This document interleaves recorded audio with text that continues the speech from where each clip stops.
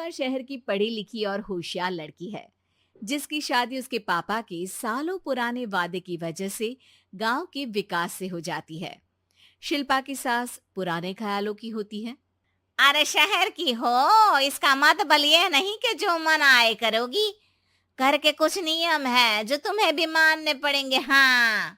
Mummy, मुझे रीति रिवाज से कोई दिक्कत नहीं है, पर ऐसे नियम जिनका कोई मतलब ना बने, वो तो गलत है।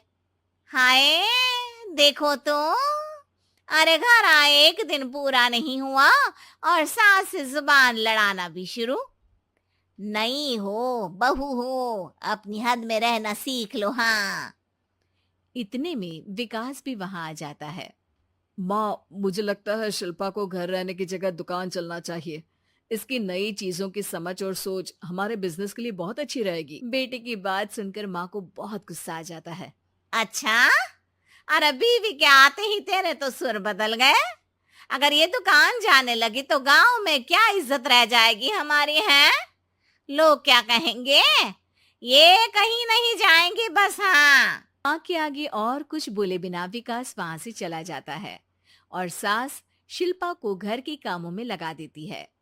उसी रात विकास और शिल्पा साथ बैठकर बातें कर रहे होते हैं। मम्मी ऐसा क्यों सोचती हैं कि औरतें कुछ नहीं कर सकती, और उन्हें लोगों की इतनी चिंता क्यों है? पापा की डेथ के बाद माँ ने दुकान संभालने की कोशिश की थी, पर लोगों ने उल्टी सीधी बातें सुनाकर उनका आत्मविश्वास इतना गिरा दिया कि वो कुछ कर ही नहीं पाई और सोचने लगी कि शायद औरतें ये सब कर ही नहीं सकती। इसलिए उनसे भी नहीं हुआ। लोगों की यही तो दिक्कत है, उन्हें अपने से ज्यादा दूसरे की जिंदगी में स्वाद आता है। वैसे लोग जिनसे डरते हैं ना, उन्हें ही तोड़ने की कोशिश करते हैं। आप फिक्र मत करो, मम्मी की सोच बदलने का तरीका है मेरे पास। शिल्पा अपनी सास की सोच बदलने और लोग क्या कहेंगे के डर को खत्म करने की जद्दोजहद में जुट जाती है।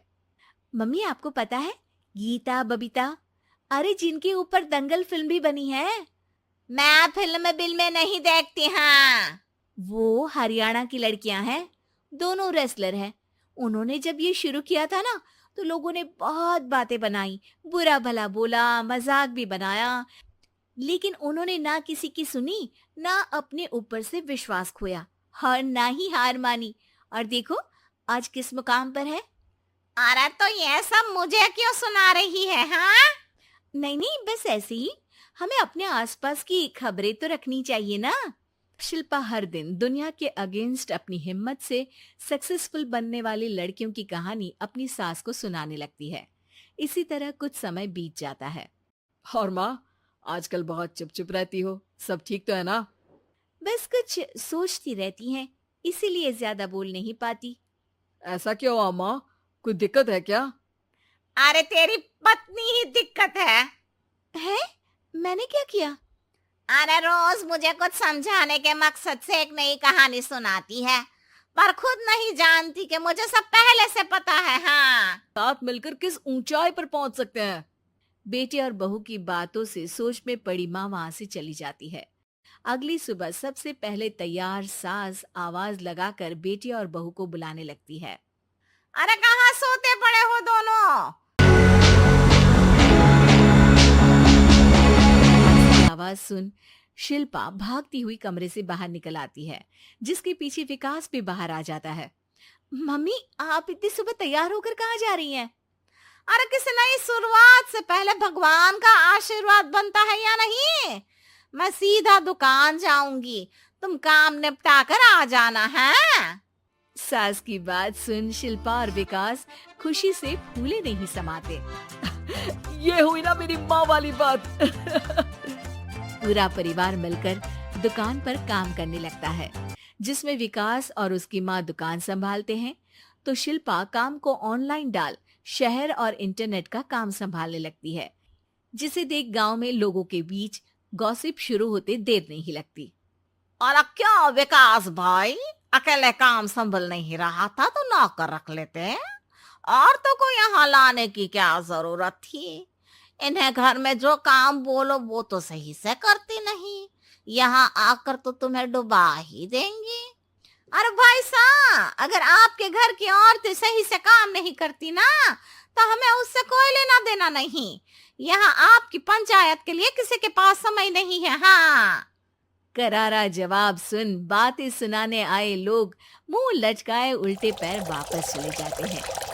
वाह मम्मी, ये तो अब दोबारा कभी भूल कर भी यहाँ नहीं आएंगे। I am so proud of you. अरे बहुत हुआ, हाँ काम पर लगो चलो। तीनों आपस में काम बांटकर अपने अपने काम पर लग जाते हैं। इसी तरह दिनों के साथ महीने बीतते हैं, जिसमें शिल्पा की पढ़ाई, विकास की मार्केट स्किल और सास की फाइनेंशियल मैनेजमेंट से उनकी दुकान बहुत अच्छा बड़ा बिजनेस बन जाता है, जो गांव के साथ साथ शहर में भी अच्छा खासा मशहूर हो जाता है। अरे सच ही कहते थे तुम दोनों। बैगन। लोगों का तो काम ही होता है कहना। अब हमें सुनना है या नजरअंदाज करना है, वो तो हमारे ऊपर है। हाँ। आपकी शुरुआत में गालियां और आसमान छूने पर तालियां, ऐसे लोगों का तो काम ही है पलटना।